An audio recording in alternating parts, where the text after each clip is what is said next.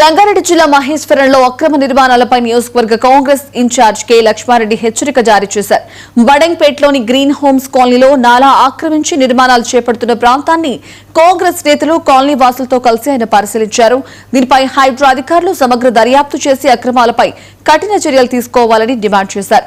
వారం రోజుల్లో సమస్యను ఉన్నతాధికారుల దృష్టికి తీసుకెళ్లాలని డిప్యూటీ కమిషనర్ సరస్వతికి సూచించారు. అక్రమ వెంచర్లు, ప్రభుత్వ భూములు, ఆక్రమణ నాలాలు, అలాగే పార్కు స్థలాలపై పీడీ యాక్ట్ నమోదు చేస్తామని చెప్పారు. ఈ ఏరియాను హైదరాబాద్ మున్సిపల్ కార్పొరేషన్లో కలపటం జరిగింది. మీరు అందరు పేపర్లలో చూసుంటారు. మొదటి నుండి కూడా ఇక్కడ రిప్రజెంటేషన్ లేదంటే హైదరాబాద్ కంటే కూడా మాకు ట్యాక్సులు ఎక్కువ ఉన్నాయని, దాన్ని హైదరాబాద్తో సమానంగా చేసిన సంతోషం అని తెలియజేయడం జరిగింది. ఇప్పుడు హైదరాబాద్లో వేసాం కనుక హైదరాబాద్లో ఉన్న రేట్లు మాత్రమే హౌసింగ్లకు వేయటం జరుగుతుందంటే ట్యాక్సులు తగ్గుతాయి.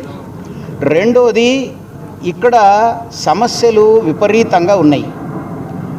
ట్యాక్సులు ఇక్కడ వసూలు చేసే ట్యాక్సులు ఇక్కడ డెవలప్ చేయడానికి డబ్బులు సరిపోవట్లేదు కనుక ఇప్పుడు హైదరాబాద్లో కలిపాం కనుక హైదరాబాదులో ఎక్కడెక్కడైతే ట్యాక్సులు వస్తున్నాయి కానీ అవసరాలు లేవు, రోడ్ ఉంది, డ్రైన్ ఉంది, వాటర్ ఉంది, కరెంట్ ఉంది, అన్నీ ఉన్నాయి అక్కడ.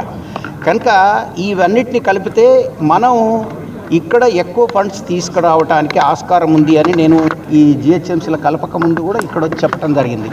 ముఖ్యమంత్రి గారు రేవంత్ రెడ్డి గారి నాయకత్వంలో ఈ తొందరగా నిర్ణయం తీసుకోవడానికి సంతోషాన్ని వ్యక్తపరుస్తూ వీటన్నిటినీ ఇప్పుడు సమస్యలు లేని బడంగుపేటగా మార్చాలి అనేది నా లక్ష్యం, మా ప్రభుత్వ లక్ష్యం కూడా.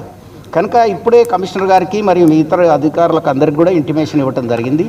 ప్రతి కాలనీకి వెళ్ళండి, కాలనీలో ఉన్న అసోసియేషన్స్ని, వెల్ఫేర్ అసోసియేషన్లతో ఇంటరాక్ట్ కండి, వాళ్ళ సమస్యలను పేపర్ రూపంలో తీసుకోండి, ఆఫీసర్లకు ఇచ్చి వీటిని అన్నీ ఎస్టిమేట్ చేయండి.